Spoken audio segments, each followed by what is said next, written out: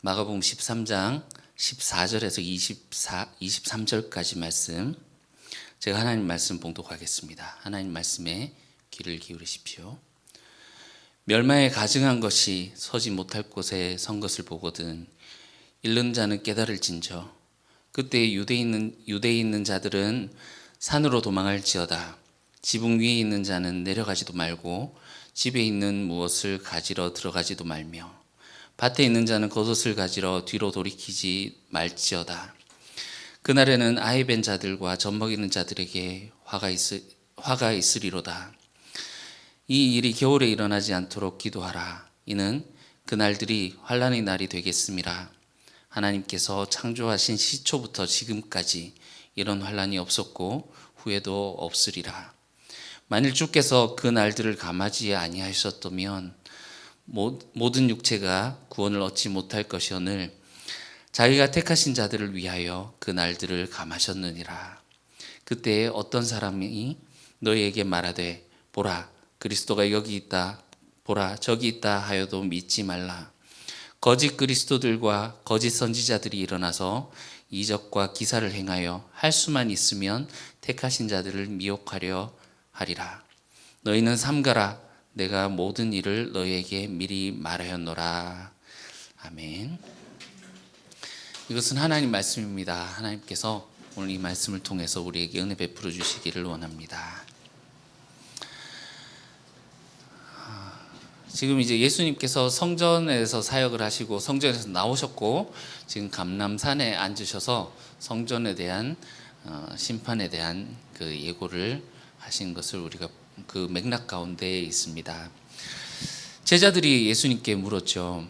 이 성전이 무너질 것이다. 이 돌 위에 돌이 하나도 남지 않고 다 무너질 것이다. 예수님 말씀하셨더니 제자들이 언제 이런 일이 일어나겠습니까? 그리고 이 종말이 일어날 때 어떤 징조가 있겠습니까? 물었습니다. 그래서 난리의 소문들, 전쟁과 지진과 기근의 소식들이 들릴 텐데 그런 것들이 있어야 돼. 끝은 아니다.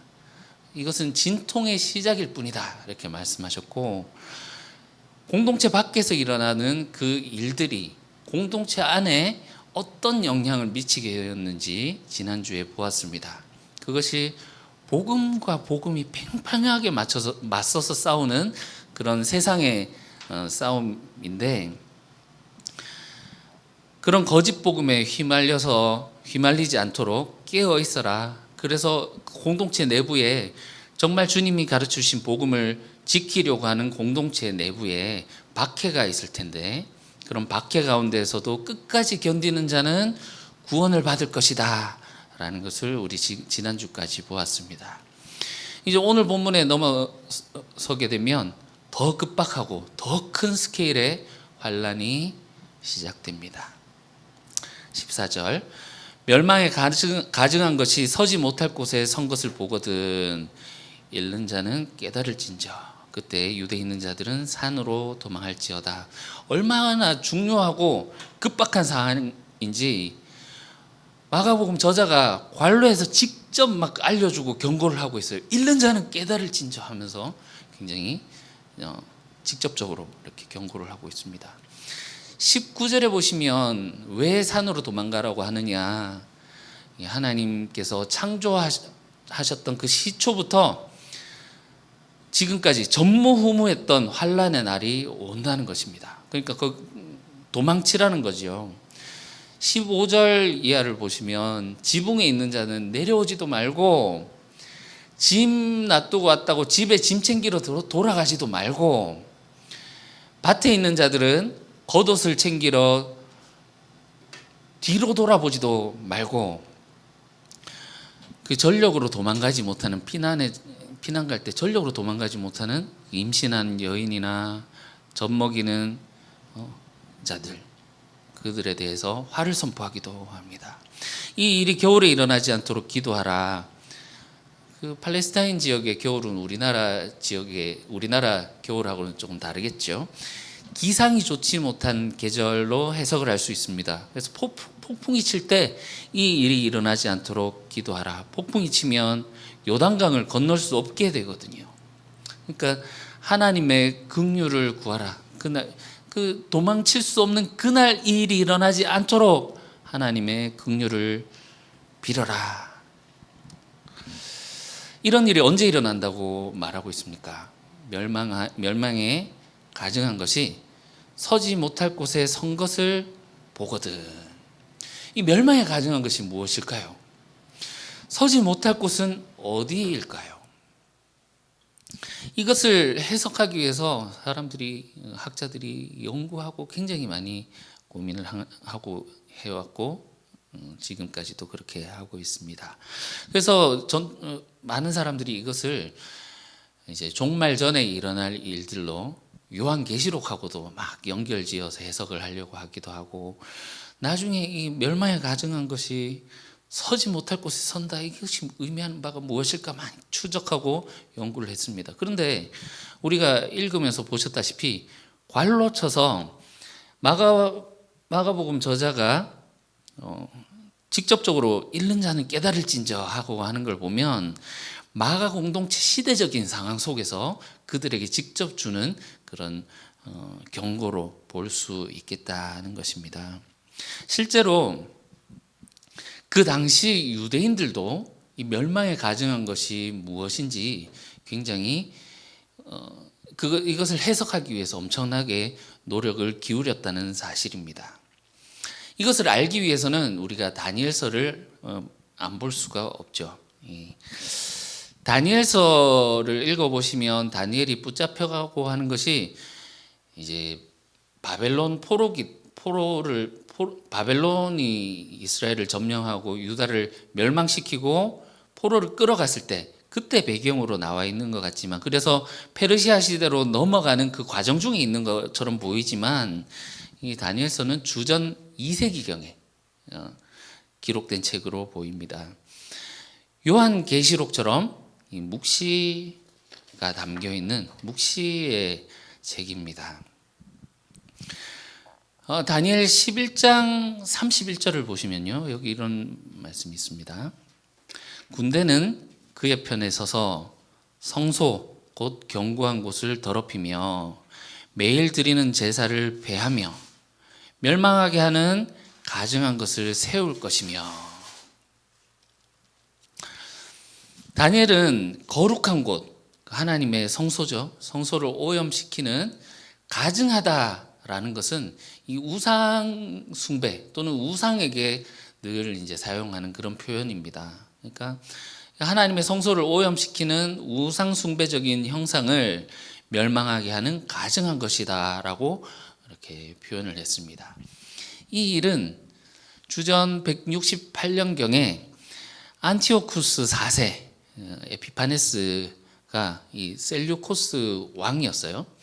이 에피파네스라는 말 자체가 신의 현현이란 뜻이거든요. 그러니까 나는 신이다 이런 의미예요. 신이 나타났도다 이런 의미로 자기 이름을 짓고 그 스스로를 이제 신이라고 칭했던 이 안티오쿠스 4세가 예루살렘 제단 위에다가 이방인의 신상을 세우게 됩니다. 다니엘이 언급하고 있는 이 멸망하게 하는 가증한 것은 그 당시에 있었던 일이라고 보여집니다.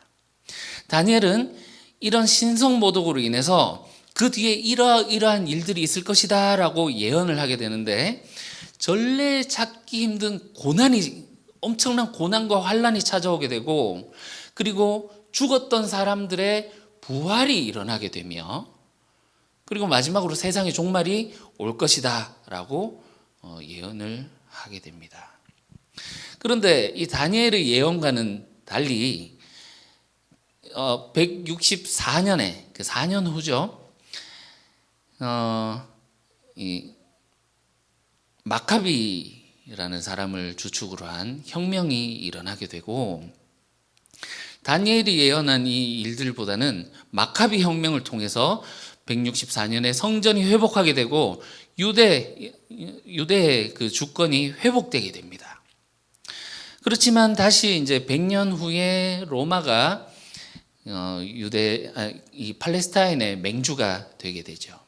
사람들은 다니엘의 이 멸망에 가증한 것을 장차 이 성소에 이루어지게 될 그 예언으로 재해석하게 됩니다. 실제로 AD 39년에서 41년경에 이때 이제 로마를 다스렸던 황제가 칼리굴라라는 황제인데, 자신의 그 조각상을 성전에 세우라고 명령을 내리게 됩니다. 이제 사람들은 드디어 때가 왔구나, 이 멸망에 가증한 것이 성전을 더럽히고 오염시키는 그 일이 왔구나 하면서 이 신성모독을 막기 위해서 전쟁이라도 불사하고 자신의 목숨을 바쳐서 전쟁이라도 불사하려고 했습니다. 그런데 칼리굴라가 암살당하게 되면서 사건은 마무리되게 되죠. 좀 허무하기도 하겠지만, 어쨌든 유대인들은 이 멸망에 가증한 것이 언제 이 서지 못할 곳, 성전을 말하는 거죠. 성전에 이 멸망에 가증한 것이 서게 될까 하면서 계속 촉각을 곤두세우고 있었습니다. 언제 이런 일들이 일어나게 될 것인가? 열심당원들은 이 멸망에 가증한 것을 이방인, 그러니까 어떤 신상이라든지 무엇이라기보다는 어떤 사람이라고 해석하기 시작합니다. 로마 황제 숭배를 인정하는 조건으로 유대교가 로마 제국이 공식적으로 인정하는 종교가 되게 되거든요. 그러니까 이방인들이 성전에 얼쩡거리고 하는, 또 이방인들이 하나님을 믿는 이 종교를, 이 믿음을, 신앙을 막 흔드는 것을 보고, 야, 이것이 바로 멸망에 가증한 것이구나 하면서 다윗의 나라를 회복하기 위해서 독립전쟁을 일으키게 되는 것입니다. 그러나 예수님은 그들의 해석을 뒤집어 놓으십니다. 저놈들이 바로 멸망에 가증한 것이다. 그 이스라엘 사람들을 선동해서 로마와 전쟁을 하게 만들려고 하는 그 열심당원들, 그들이 바로 멸망에 가증한 것이다 라고 하는 거죠. 정확하게 말하면 마가 공동체가 현재 일어나는 일들을 예수님의 가르침을 가지고 와서 그 가르침으로 해석하는 것이다 라고 볼 수 있겠습니다. 아마 지금 이 마가복음이 쓰여지는 마가 공동체의 상황은 베스파시안의 공격으로 인해서 파죽지세로 밀리다가 네로 황제가 사망하게 됩니다. 네로 황제의 사망 소식을 듣고 베스파시안이 다시 그것을 정리하기 위해서 로마로 돌아가게 되는 1년 반 정도의 공백이 있는 그 시기라고 여겨집니다. 그때 베스파시안이 로마 황제로 등극하게 되죠. 이 시기에 열심당들이 하나님이 우리를 도우시는구나, 하나님이 우리를 도우셔서 저 네로 황제가 사망하게 하시고 우리를 승리로 이끌게 하려고 하시는구나 생각을 하면서 전쟁 준비에 열을 올리게 됩니다. 병장기들을 정비하고 시설을 다시 쌓고 전쟁에 참여하라고 사람들을 독려하고 막 이렇게 전쟁 준비를 하는 거죠. 거기에다가 성전을 탈환해서 대제사장을 마음대로 갈아버립니다. 제사장 출신이 아닌 사람을 대제사장으로 세워버리고 자신들이 맞는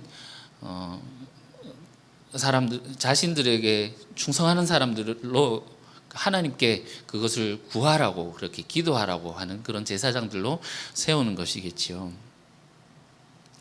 이 멸망에 가증한 것, 예수님, 이 마가 공동체가 보았을 때 이 멸망에 가증한 것이라고 하는 성전을 더럽히는 말 그대로 이들의 행태가 그것에 딱 맞아떨어지는 것을 그렇게 보고 그렇게 해석했을 것 같습니다.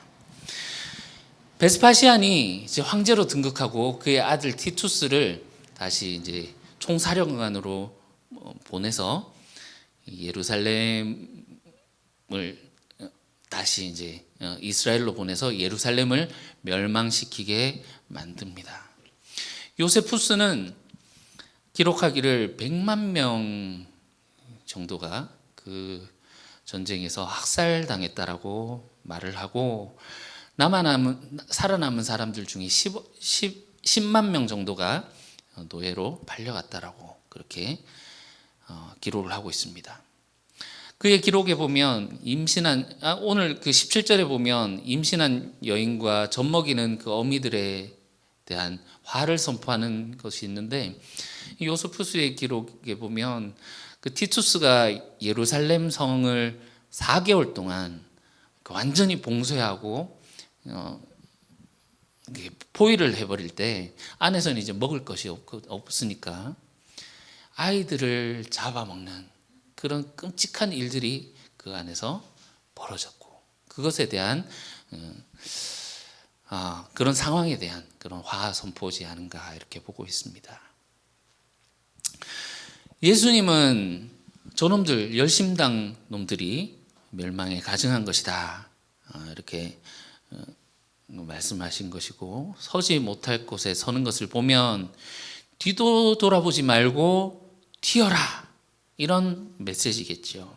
실제로 예루살렘 교회도 이 시기 전후로 요단강을 건너서 예루살렘 북쪽에 있는 펠라라는 지역으로 이전하게 됩니다. 그러면 오늘 본문이 우리에게 주는 메시지는 무엇일까요? 전쟁을 피해서, 이 위험을 회피해서 살 길을 찾아가라 라는 말씀일까요? 지난주 말씀을 보면 너희가 죽음에 처하더라도 예수의 이름을 붙잡고 끝까지 견디는 자는 구원을 받을 것이다 라고 했는데, 살 길을 찾아서 너희가 이것을 찾아가라 라는 말씀은 아닌 것 같습니다. 오히려 너희 목숨은 하나님 것이기 때문에 하나님이 쓰시고자 하는 곳에 너희 목숨을 드려야 된다, 너희 목숨을 드려야 되고 너희 목숨이 그렇게 사용돼야 된다라는 메시지로 우리가 받아들일 수 있겠죠. 열심당들과 함께 그렇게 싸우다가 죽는 것은 개죽음이다. 너희는 그들에게 미혹되지 말고 그들에게 휩쓸리지 말라는 말씀인 것 같습니다. 오늘 말씀의 메시지를 다시 한번 갈무리를 해보면, 살기 위해서 위험이 올 곳을 피하라는 말씀 메시지보다는 성전을 버려라, 성전을 포기하라는 것이 옳아 보입니다. 오늘날 현대를 살고 있는 우리 현대인들에게 성전이 무엇이라고 이렇게 생각을 할 수도 있겠습니다만, 그러나 이 당시 유대인들에게는 이 성전은 생명보다 귀한 것이죠. 목숨을 걸고 수호해야 하는 것입니다. 왜 그렇습니까? 하나님이 거하시는 거룩한 곳이기 때문에 그렇습니다. 이들 열심당원들이 전쟁을 준비하는 것도 그러한 이유 때문입니다. 오늘 본문을 가만히 읽어보면 소돔과 고모라가 연상됩니다. 이 천사들이 아브라함의 조카인 롯에게 찾아가서 어떻게 말합니까? 들에 머물지 말고 산으로 도망하여서 멸망함을 면하라. 창세기 19장 17절에 그렇게 말을 하거든요. 가면서 뒤로 돌아보지도 말아라. 안타깝게도 롯의 아내가 뒤로 돌아보고 소금 기둥이 되어버리죠. 여러분, 충격적이지 않습니까? 하나님의 거룩한 예루살렘 성전을 두고 하나님은 소돔과 고모라처럼 보고 계시더라는 겁니다. 왜 하나님이 이 성전을 소돔과 고모라처럼 보시는가 하는 이유는 우리가 예수님이 성전에서 사역을 하셨던 그 모습을 통해서 우리가 보았습니다. 예수님은 하나님의 현존으로서 성전에 들어가셨는데, 성전에 또 들어가고 또 들어가도 하나님이 계실 곳이 없더라. 성전 지도자들이 성전을 이용해서 권력을 쫓고 있고, 그 권력을 가진 권력을 가지고 예수님 앞에 막 권력을 활용하지 않습니까?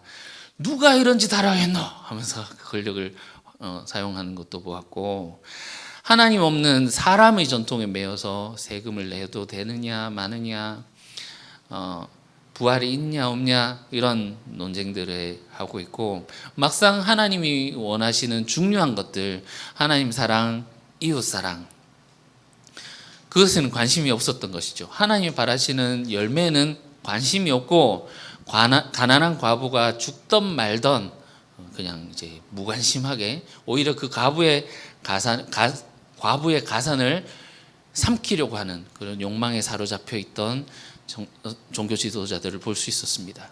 높아지려고 하는 권력욕, 그 과부의 가산을 삼키는 재물욕, 이들을 죽여서라도, 하나님의 아들을 죽여서라도 자리를 지키려고 하는 모든 이런 악들이 성전을 중심으로 이루어지고 있더라는 것을 우리가 보았습니다. 하나님의 임재를 약속하신 그 성전이나 이제 껍데기만 남고 강도의 소굴이 되어버린 이 성전, 그 성전에 하나님께서 거하실 수 없었던 것이죠. 로마에 대항해서 성전을 사수하겠다는 열심당 또한 마찬가지입니다. 그들의 명분과 각오는 훌륭하죠. 어떤 명분이었습니까? 하나님을 위해서. 할례도 받지 않은 부정한 이방인들이 어디 이 하나님의 계시는 이 성전에서 신성모독을 하고 있는가? 신성모독을 하려고 하는가? 우리는 하나님이 계신 이 성전을 목숨 걸고 지키겠다. 얼마나 훌륭한 명분입니까? 그러나 예수님 예수님 말씀 무엇입니까? 내 거 없는데 빨리 도망가라, 이런 말씀이죠. 왜 그렇습니까? 저들이 지키려고 하는 것이 성전입니까? 하나님입니까? 사람이 하나님을 지킨다는 것이 말이 안 될 뿐더러, 저들은 하나님이 원하시는 방법, 그리고 하나님이 원하시는 복음 외에 다른 복음, 다른 길을 고수하고 있는 것입니다. 저들이 회복하고자 했던 것은 다윗의 나라였던 것이죠. 하나님을 위해 목숨까지도 내어놓는 것처럼 보이지만, 그들이 궁극적으로 추구하는 것은 자신들이 지배하고 있는 로마 제국의 그 통치, 그것으로부터 벗어나서 그 더러운 이방인들을 몰아내고 전 세계에서 자신의 나라가 우뚝 서게 하는 그런 것이지 않습니까? 우리의 영광이 하나님께 영광이 되는 것이다 라고 착각하고 있는 것이지요. 우리가 잘되고 우리가 전 세계에서 반짝반짝 빛나는 것이 하나님께 영광이 되는 것이다 라고 착각하고 있는 것입니다. 그 일에 하나님을 이용하고 있는 것이지요.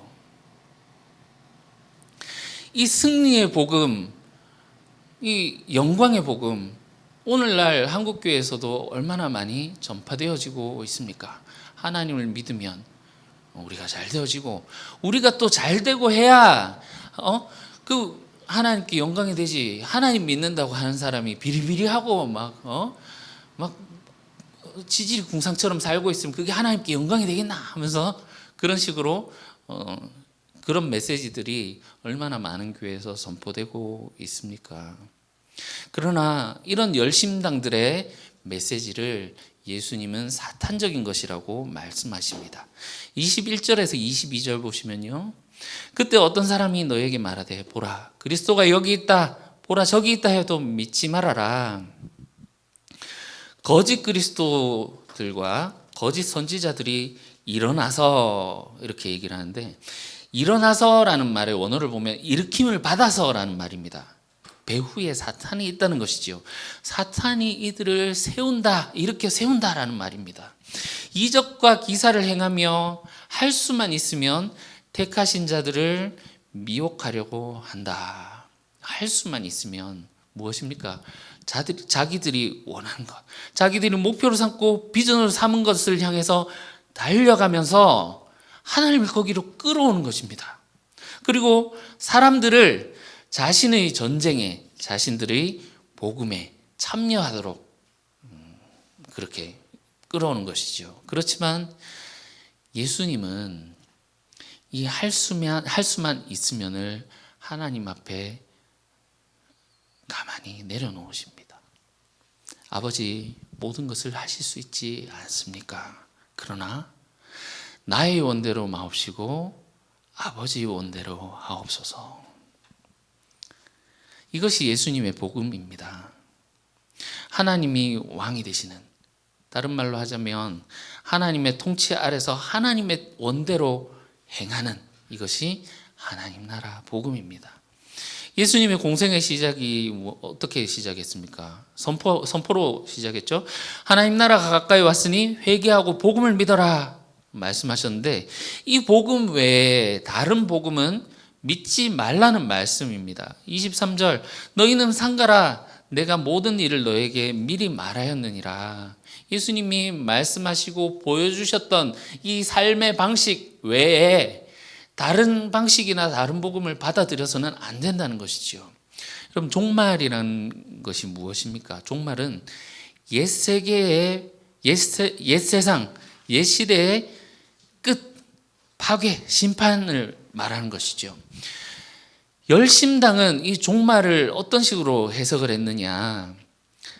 그들이 가지고 있는 선민의식, 다윗 왕조의 이데올로기를 가지고 로마인들의 통치, 이방인들의 통치의 끝을, 이 옛세상의 끝으로 종말로 그렇게 규정했습니다.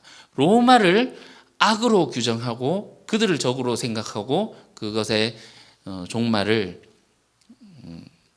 그렇게 해석을 했던 것이죠. 그러나 예수님은 하나님이 보시는 종말은 그 차원이 아니라는 것을 보여주시죠. 그들 배후에 있는 훨씬 더 우주적인 차원의 사탄의 세상, 사탄의 지배의 종말, 그 사탄의 세상과의 전쟁에서 그 세상의 끝을 고하는 것, 그것을 종말이라고 말씀하시고 사탄과의 전쟁에 우리를 부르시는 것입니다. 사탄의 나라에 맞서서 이길 수 있는 방법은 예수님이 가신 그 길 외에는 없습니다. 힘에 맞서 힘으로, 폭력으로 대응하는 이 방법은 악마에게 싸워서 이기기 위해서 또 다른 악마가 되어지는 그런 방법이기 때문이지요.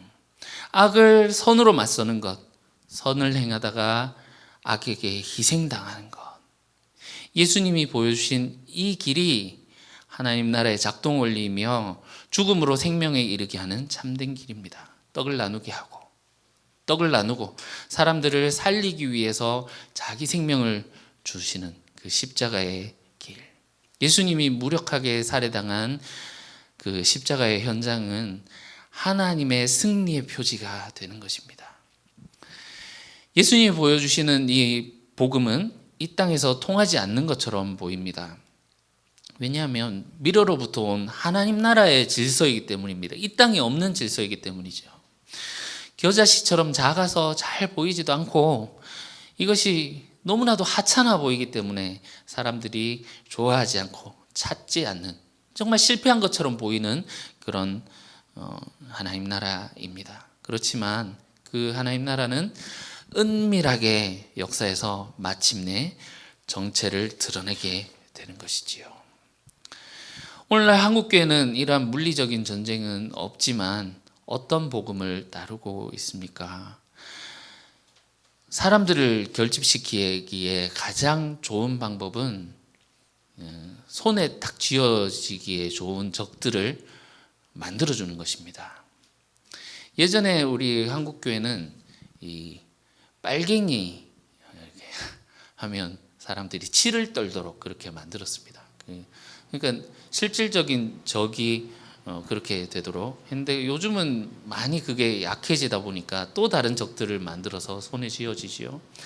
뭐 동성애라든지 차별금지법이라든지 WCC라든지, 여러분들 많은 교회들을 경험해 보시지 않으셔서 모르실지도 모르겠지만 이런 것들 얘기하면 막 거품을 물면서 전투력이 완전 상승해서 사람들 눈빛이 변하게 되는 그런 그리스도인들을 오늘날 많이 만나볼 수 있습니다.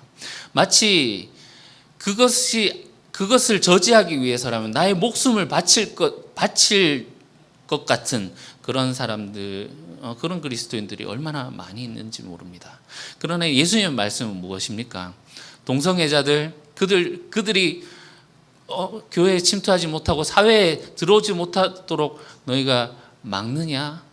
그것을 위해서 목숨도 버릴 수 있다라고 하느냐? 그러나 그들을 위해서 너희가 목숨을 버려라, 이렇게 말씀하십니다.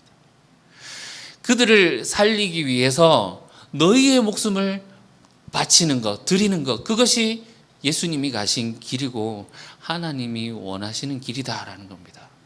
그들을 위해서, 그들을 살리기 위해서, 그들을 막기 위해서가 아니라 목숨을 드리는 것, 그것이 하나님의 뜻대로 우리의 목숨을 사용하는 것이지 않겠습니까? 동시에 다른 복음을 슬쩍 손에 쥐어줍니다. 승리를 향해 가도록, 우리가 하나님 믿고 예수님 잘 믿으면 세상에서 성공하고 인정받고 고난이 찾아오지 않고 복받고 잘 살고 만족한다. 지금 우리가 사는 이 세상을 우리가 좋은 신앙을 유지하면 천국이 되도록 만드는 그런 그리스도를 믿도록 하고 있습니다. 그런 거짓 선지자들이 있는 교회에 또 사람들은 미어 터집니다. 자기의 귀에 얼마나 듣기에 좋은 그런 복음처럼 들립니까? 치유 집회 자체가 나쁜 것은 아니겠지만 그것을 목적으로 사람들을 끌어모으는 그런 교회들, 인생 문제를 해결해 준다라고 하면서 사람들을 끌어모으는 교회들, 그리스도가 여기 있다 저기 있다 하면서 그런 복음으로 사람들을 미혹하는 교회들, 오늘날 많이 있는 것을 볼 수 있지만 주님은 어디에 계십니까? 멸망에 가증한 것이 서지 못할 곳에 선 것을 보거든 그곳을 즉시 떠나라. 그곳은 소돔과 고모라 같은 곳이며 하나님의 심판이 임하는 것이다. 여러분, 겉모습으로 볼 때는 이 열심당원들이 얼마나 하나님을 위해서 목숨 걸고 그 신앙을 지키기 위해서 얼마나 이렇게 하는 것이 신앙이 좋아 보이고 참 겉으로 볼 때는 너무나도 훌륭해 보이기도 합니다. 그러나 하나님 말씀하시기에 하나님은 속지 않는 분이고 하나님을 이용하고 하나님 자기가 할 수 있는 대로 자기의 뜻대로 하나님을 이끌어다 쓰는 자들은 나중에 주님의 그 사탄을 멸하시는 그 종말의 날에 사탄의 멸망과 함께 그들은 심판당하게 될 것이기 때문입니다. 그렇기 때문에 그들로부터 빨리 도망가라 라고 말씀하시는 것이지요.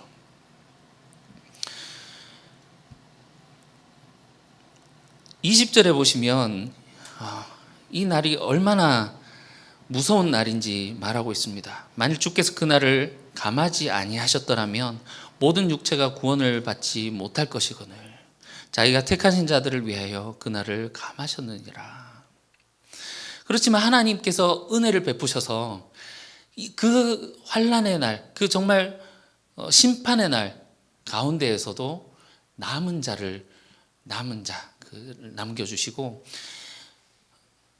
사탄에게 속한 자들에게는 그날이 심판의 날, 멸망의 날이지만 하나님께 속한 자들에게는 오히려 그날이 구원의 날이며 하나님 그들을 구원해 주시는 그런 날이라는 것입니다. 그렇기 때문에 그들의 복음에 휩쓸리지 말고 미혹당하지 말고 주님께서 주시는 이 복음을 따라 살아가라.